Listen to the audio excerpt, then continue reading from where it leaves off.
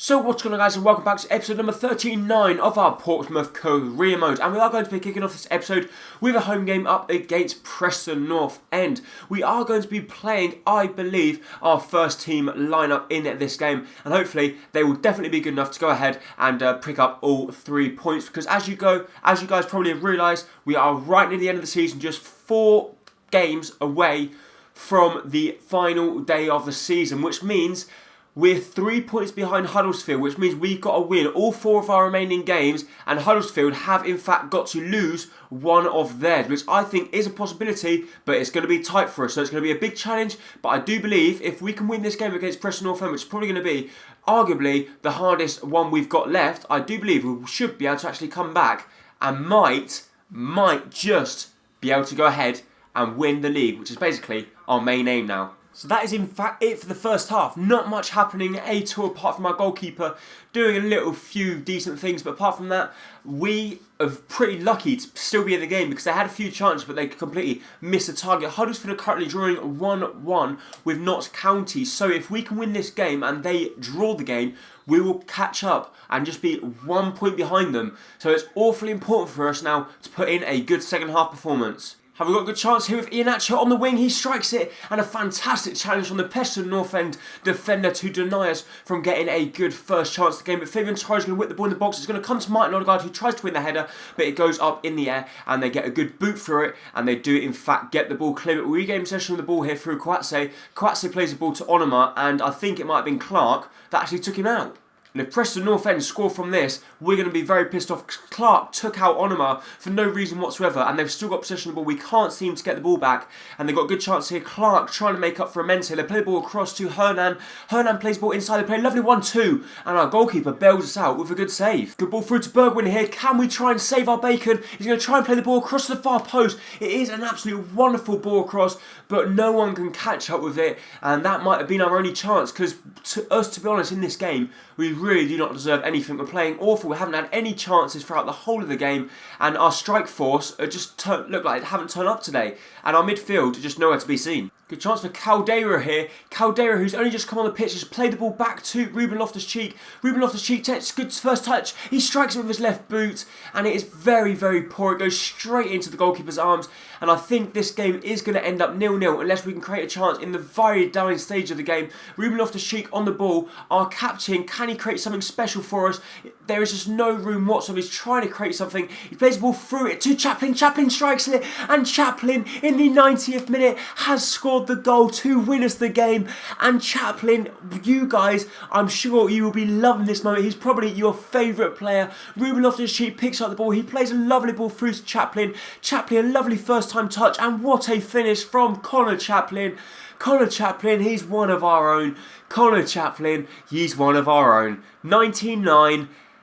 He has scored for us in the 90th minute, and it looks like if Huddersfield have dropped points, he alone might have helped us on our road to winning the league. What a fantastic goal it was in the very dying stage of the game. We didn't really deserve anything from the game, but what a fantastic goal it was. My man of the match goes to Ruben Loftus-Cheek. I do think he played fantastic in that game, but look at our goalkeeper. He also played very well, but Connor Chaplin, thankfully, he has stepped up to the plate and scored a fantastic goal for us. But unfortunately for us, Huddersfield did in fact win that game, but still, that made it even more important for us to win the game, because if we lost that game, we would have pretty much been down an 8, but thankfully, Connor Chaplin done it for us. So now we're going to move into our second game of the episode, which is going to be away from home up against Gillingham. Gillingham are currently sitting 20th in the league table, so in theory, it should be a comfortable win for us, but we have made a few changes.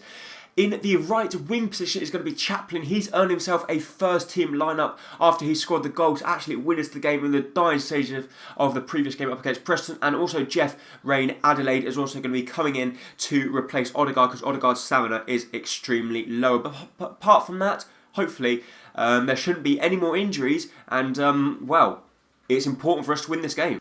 Connor Chaplin's depossessed man here. Can Connor Chaplin cut inside and score his second goal for the club? He keeps on going and plays the ball to Jeff. Jeff strikes it, and it's a good save from the Gillingham goalkeeper to deny us from getting a very, very early lead in this game. But Bergwijn's going to take the corner. He's going to take a very short one. We're going to try something different here. We're going to play the ball back out wide to Chaplin. Chaplin cuts inside, passes man. Chaplin to the far post, and he tries it, but the goalkeeper reads it and makes a comfortable save. Good ball inside to Ruben Loftus-Cheek. Ruben Loftus-Cheek strikes it, and this guy is just a phenomenon. What a fantastic strike it is from our captain. In the previous game, he set up the goal, and now in this game, he takes full responsibility. Boscagli cuts inside, plays ball to Bergwijn. Bergwijn plays ball inside to Ruben Loftus-Cheek, and what a fantastic strike from outside the box, and he finds the top-hand corner as he picks up actually his only goal in the league. So he hasn't been in goal-scoring form, but he's definitely been the player that I really do like in the squad because he's really hard working, he's got good stamina, he's always winning the ball back, and when he scores goals, they're wonderful goals. Good ball inside to Connor Chaplin. Connor Chaplin tries to make it 2, he tries to strike, but once again, a very good block by the Gillingham defender, but we've got the ball back here through Ruben Loftus-Cheek. He plays the ball to Josh Onoma, who skips past his man. He's going to play the ball through to Chaplin, but it does get intercepted, and that is it for the first half. Good ball through to Iheanacho here. Iheanacho's been played through. He's going to cut inside. He's going to play the ball through to Josh Onoma. Can Josh find the back of the net? No, he can't. He's hit the post. He comes so desperately close to making it 2 in the game. But unfortunately, he can only hit the post from close range. Good ball over the top here. Bergwijn is through, 1-on with the goalkeeper. They are going to catch up, so he's going to strike it from range, and he tries to strike from range, and he actually air kicks it, but we actually get given a free kick, so very fortunate for us there. But we are going to have a chance now with Bergwijn to whip the ball over the top of the wall and into the back of the net. We never can do it, and this time we can't either, because this time we do in fact hit the wall. Good chance for Gillingham here, they're through, and we're really struggling now to try and contain Gillingham. They're all over us, they're sending bodies forward, left, right, centre, they put a cross in, and it does in fact go out wide. So now we've got a very difficult final 5 minutes because this is going to be crucial for us here. We really need to try and hold on because this could be another valuable 3 points for ourselves. And Gilliam just pumping balls forward, left, right, centre. We've got to win that, which we don't. They've got the ball, but thankfully the referee does in fact put the flag up and he's flagged off for offside. So now we just need to try and keep possession of the ball. Ruben Loftus-Cheek played the ball through to Josh Onoma. Josh Onoma strikes from range. It's not the best of strikes, but it treacles wide of the post. So now we've moved into the 90th minute. There's pretty much a matter of seconds left now. Can we hold on? So we've picked up all 3 points. A very, very hard-fought game for us there, especially as Gillingham are fighting for their lives right at the very bottom of the league. And well, Ruben Loftus-Cheek once again standing out as a star performer. Our goalkeeper once again having a good game, but still, Ruben Loftus-Cheek, he is the star. And unfortunately, Huddersfield also beat Barnsley. So now, with just 2 games remaining in the season, I do also know Huddersfield's last game in the season is away from home against Bury, who are currently sitting 4th in the league table. So we're currently sitting on 83 points. Huddersfield are currently on 86 points, and Bury are currently in 4th place on 72 points. So now, it's going to be a very difficult game between Huddersfield and Bury. But are they going to be capable of beating them? I hope so, but I'm not 100% sure. Before we jump into our 3rd and final game of the episode, we are going to show you the squad report. So I'm going to go through this quite quickly, but feel free to pause the video and have a look at any players you are interested in. But this is the star performer of this season. He's gone up plus 15 ratings as a goalkeeper. Only 18 years of age. He's showing great potential. Just look at them goalkeeper stats. He's got 21 plus on goalkeeper diving. He's got 82 goalkeeper reflex. This guy is an absolute monster.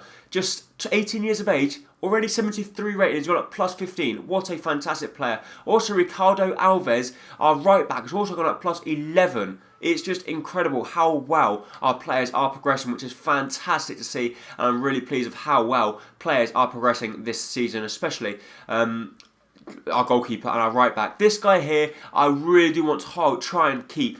But I think it's going to be very hard for us to try and keep him because I know you guys do say there is a glitch which is going to stop us from getting him. And he's currently rated, 77 rated at 10.5 million. So there's no way we really want to keep him. We want to do our best we possibly can to keep him. Benamar's also gone up plus 7. So the players we've got here are just in incredible form. And I'm really pleased with how we have managed to grow a lot of them into the high 60s and low 70s, which is basically fantastic for us to see. So now we're going to move into our 3rd and final game of the episode, which is going to be at home against Barnsley. So Barnsley are currently mid-table. They're not fighting for anything.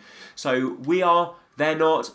Does that mean anything? I'm not really sure, but still, Huddersfield have still got the pressure on them. They've got 2 games remaining, one against Bury and one against, I don't know who they're playing now, but hopefully they'll go ahead and lose. And they've scored the worst possible start for us in this game. Just 9 minutes in and we find ourselves going 1-0 down. They get so lucky with this cross. They whip the ball in the box. No one gets anywhere near it. A fantastic touch for the guy at the back post. And he volleys the ball into the back of the net, picking up his first goal for the league, which is just ridiculous. So now we've got to score 2 goals. The pressure is now on us. Oh, and Martin Odegaard, who never ever scores a goal for us, has now in fact stepped up to the plate and scored the goal to get ourselves back on level terms. And now we're just needing that one more goal. It was actually Manu Garcia running down the wing. He gets a little bit lucky here as the ball comes out wide to Odegaard. And what a fantastic strike it was from Martin Odegaard, the youngster who we recently brought from Real Madrid Castilla. And he's picked up his first goal in the league and he's actually got ourselves back on level terms. So now it is a race against time. Can we get that second goal? There is plenty of time, but are Barnsley going to pamp back? And hopefully they're not going to just sit back and just try and defend for their lives. We really need a win here. Can Bergwijn create a moment of magic? No, he can't. And we're just really struggling to get possession of the ball because every time Barnsley get it, they take it to the corner flag. Ruben Loftus-Cheek trying to take on his man and he actually loses the ball in the 85th minute. And now Barnsley are just going to play around with the ball, which is so fucking frustrating on FIFA 15, FIFA 16 I should say, but Villa Libre has got the ball back here. We're going to play the ball to Ruben Loftus-Cheek. Ruben Loftus-Cheek take on his man and he's lost it again. Our captain trying to be too fancy and well, we need to regain possession of the ball because otherwise it's just going to run to the corner flag and use up all the remaining time, which is the last thing we possibly want, which is what they are doing. And as you can see here, we can't get possession of the ball and it's just getting really frustrating. And this game up against Barnsley is pretty much going to ruin our chances of winning, or the slightest chance that we had left of winning the league. And well, just out of frustration there, we slide in from behind. I wouldn't be surprised if he actually gets sent off. No, he doesn't. He gets a yellow card.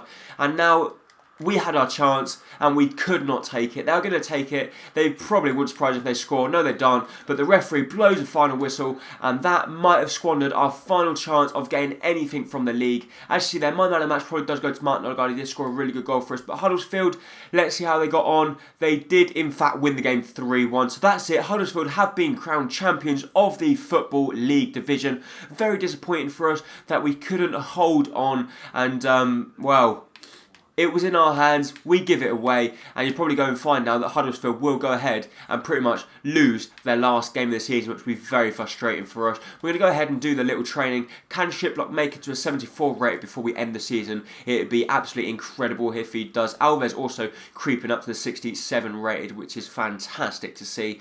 But apart from that, there's not much more going to happen in this episode. So if you did enjoy this episode, please make sure to hit the like button down below, as it's going to be hugely appreciated, and I really do hope to see you next time very soon for the next episode of probably the Portsmouth Creamer, which will be, don't forget to come back because it will definitely be the last episode of the season.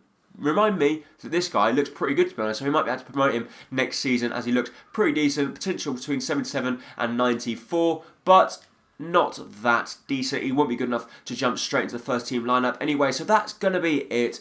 Thank you for watching, and don't forget to hit that like button down below as it is hugely appreciated. Thank you. Bye-bye.